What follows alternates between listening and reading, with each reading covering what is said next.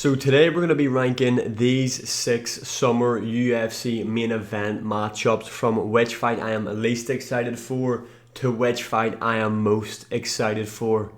So excited. Right, let's go right away with what I am least excited for. And that is Sean O'Malley versus Morab 2, if I'm going to be honest. I actually have a pretty rogue take here for this matchup. I'm going for my exact same prediction I went for last time. And I'm going for a Sean O'Malley KO inside round 1. Now, as we are all aware, that just didn't happen last time around. But I am still hopeful that that is going to happen this time around. Look, Morab is the greatest bantamweight of all time. He's an absolute nightmare to deal with. The guy has just got insane cardio. It just goes to show what an extra run does for a fighter. Maybe Sean O'Malley should get on Morab's EPO cycle. Morab's cardio plan should be what Sean O'Malley tries to implement, because, like I said, the extra runs that Morab has been doing has really been paying off, and it's crazy that other fighters actually don't run, to be honest, to get the cardio of Morab. It's a bit weird, but yeah, look, I think Sean O'Malley has the best chance of beating Morab in the bantamweight division. Now, some people might say, but what about Umar? Umar beat Morab in their last fight. Umar won that. No, he didn't. Umar didn't win that matchup. And to beat Morab, you're going to have to stop him. Umar doesn't have the punch power. Umar might be able to submit Morab, but after seeing their grappling exchanges, I don't even believe that either. Where Sean O'Malley is the biggest puncher in the bantamweight division right now, he literally has one-shot KO power. And I think he can catch Morab with something on the end of those strikes. Sean O'Malley is so long and tall for the bantamweight division. He's one of the best strikers in the UFC. Yes, I'm going to say that again. One of the best strikers right now in the UFC. And I hope Sean O'Malley has learned a lot from that last matchup. I know he said he was injured and stuff like that, but what I mean from what he's taken away is in round 5 he had Morab hurt from throwing kicks, teeps to the body. He hurt Morab. He had Morab just running around the outside, visibly hurt. Now, I know Sean O'Malley might be worried about Morab catching a kick and then taking him down. O'Malley's just going to have to accept in this matchup, you are going to get taken down and you are going to have to work back up to your feet. So let's just throw the kicks anyway. The kicks were effective. The kicks were working. Morab just did not know how to deal with them in round 5. He didn't like them. He was in visible pain. And I think Sean O'Malley can really start to let his hands go and find the timing on Morab. Or even if he is just keeping at the body, or maybe just throwing body kicks, he can whip one upstairs and catch Morab on the top of the head. I think Sean O'Malley can definitely beat Morab. I am picking O'Malley to beat Morab. But yeah, like I said, their first fight wasn't entertaining. Let's just be honest. It was shit. It was ass. It was boring. So that's why I'm not really so hyped up for this matchup. But, I mean, yeah, UFC 316 has some decent fights on it. But if this main event plays out like it done last time, and we've got a Juliana Pena, Kayla Harrison 5-round women's matchup to sit through, I might pedigree my desk, to be honest, because I don't know if my mental health could take that. Moving on to next on the list, we have got Robert Whitaker versus Renan Ditter. Look, this probably could have been last. There's more high stakes in the O'Malley-Morab matchup, if we're being honest, but I think this fight's just going to be goofy as anything, and RDR, is he the second coming of Dricus du Plessis? We are going to find out. Obviously, Renan Ditter called out Sean Strickland after his win over Bo Nickel. Seems like we're probably going to get Sean Strickland versus Adesanya too, to be honest. Robert Whitaker has answered the call. It's a weird place to have this as the main event. It's in Abu Dhabi. Robert Whitaker already are the main event in Abu Dhabi, but it's still going to be a fun matchup. I think these guys can really deliver. The fact that it is a 5-round fight, I am picking Robert Whitaker to win. I think Robert Whitaker, yes, Renan Ditter looks like a heavyweight when he's in there, and he's got really good grappling. He's a real finishing threat in there, but I think Robert Whitaker's striking. See, Robert Whitaker's jab, his movement. Renan Ditter is too slow for Robert Whitaker. And Whitaker's grappling isn't dog shit. I know people think it's dog shit because of the Hamzat Chimaev matchup, but RDR isn't moving as quick, and he just isn't as strong and as dominant at getting the takedown as Hamzat Chimaev is. Now, he might be more of a submission threat than what Hamzat is, but Robert Whitaker is striking. I think his jab is going to be absolute money in there. I think he's going to absolutely pepper up Renan de Ritter. I think he's going to style on him. I know a lot of people think Robert Whitaker's chinny. Renan de Ritter isn't that big of a puncher, if we're being honest. I know a lot of people think Robert Whitaker is basically done. I don't. I think this guy's still elite. I think he's still got so much more to give. But I'm going to go for the exact same prediction I went for when Whitaker fought DDP. Bruh. And I'm going to say Robert Whitaker makes RDR look like a heavy bag in there. Whitaker's teeing off on him. I'm calling it right now. Robert Whitaker by decision. Moving on up, we have got the Atlanta Fight Night. We have got Kamaru Usman versus Joaquin Buckley. Look, I am looking forward to this one. This has been a matchup everyone's been talking about for quite some time now. Joaquin Buckley, honestly, is the dark horse of the UFC's welterweight division, in my opinion. I think he can give a lot of guys a lot of problems in there. When Bilal Muhammad was champion, I was saying Joaquin Buckley was Bilal's toughest matchup. Obviously, we've seen JDM beat Bilal Muhammad. I think Joaquin Buckley, JDM would be a really interesting matchup. There's so many fun fights for Joaquin Buckley in the welterweight division. You've got Ian Gary. The fight I really want to see is Joaquin Buckley Shavkat. Joaquin Buckley Shavkat Rakhmanov's awesome. But yeah, this is it. Kamaru Usman, I think this is his retirement fight. Kamaru Usman has just been having multiple yap sessions over the years with Henry Cejudo. We haven't seen much of him. He's on a 3-fight losing streak. In his last fight, yes, he did take it on short notice, and he arguably should have got a draw against Hamzat Chimaev, if we're being honest. But I think Usman's day in the sun is over, and I think Joaquin Buckley is going to stop Kamaru Usman by TKO. I don't think he's going to knock him out cold. What I see happening is Joaquin Buckley just exploding in, just blitzing in with big shots. I think Kamaru Usman's going to get caught. I don't really rate Kamaru Usman's striking defense. I think he is there to be hit. I think Joaquin Buckley will have Usman against the cage. I think you'll land a big uppercut, hurt Usman. Usman will try and start to cover up. Joaquin Buckley will just be raining in shots, and the referee will just step in.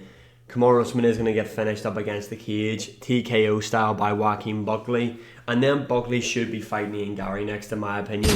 That should be the way they go. If they don't do Ian Gary, I think they should do Shavkat Rakhmonov then next for when Shavkat comes back. But ideally they do Sean Brady, Shavkat, Joaquin Buckley, Ian Gary, and Kamaru Usman can retire. Yeah, I mean, if Usman wins, what happens? Does he get a title shot right away? I would say no, because he is on a 3-fight losing streak, if we're being honest. But I could see them giving Usman a title shot if he does beat Joaquin Buckley because of what he's done in the division. But no, either one of these guys, whoever wins, should fight Ian Gary next, in my opinion. But I am taking Joaquin Buckley by TKO in the 3rd round. Moving on into the top 3, it is Charles Oliveira versus Ilia Topuria. Look, I'm looking forward to this one, don't get me wrong. It will be a fun matchup. I will be excited, so excited when it happens. Is that Ilia Topuria tattooed on his own chest? What the fuck? Who allowed this? What? Is that him? I never know. Anyway, we've got Charles Oliveira, Ilia Topuria. I think it is going to be a fun one. Obviously, both guys are two of the biggest names right now in the UFC, but it's not the fight that I wanted.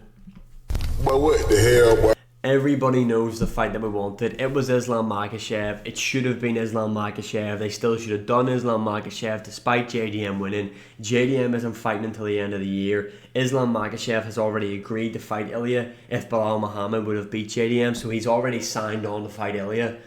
Why not have it happen? Then win, lose or draw, he can move up to the welterweight division. Now, we are never going to get this matchup ever.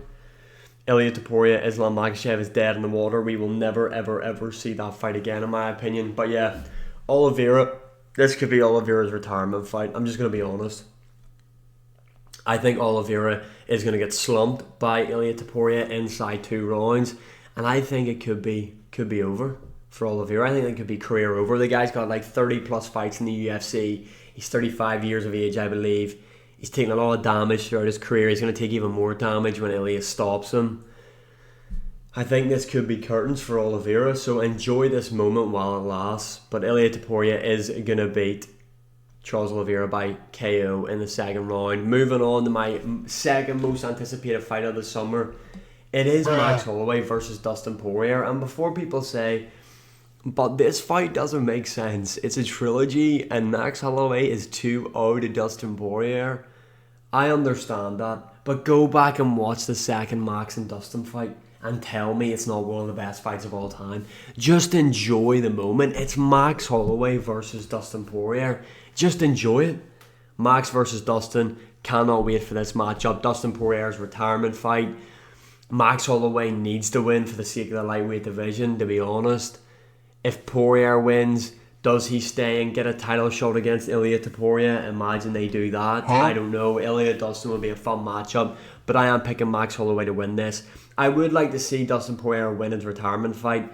Don't think it's going to happen though. I think Max Holloway will get the win here. I think Max Holloway has just got a bit more in the tank than what Dustin Poirier has. Obviously Poirier will be up for this matchup, but now that Max is a fully fledged lightweight now, obviously in their second matchup, Max was the featherweight champion. He looked a bit fat in their matchup, let's just be honest.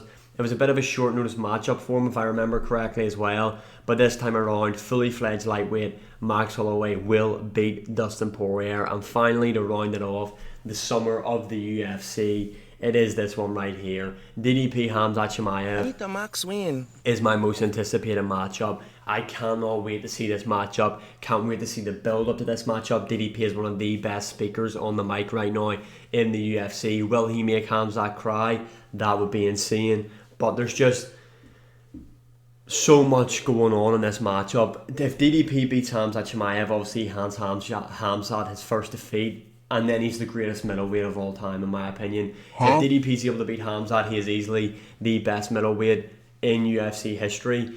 If Hamzat Chimaev is able to beat DDP, where does that put him? Not in terms of all time, but where does he go pound for pound? Will anyone be able to dethrone him then? Because if DDP can't beat him in the middleweight division, I don't know who does, to be honest. I think we could see Hamzat Chimaev beat a DDP, maybe get another title defense, and then he's off to the light heavyweight division. I really do.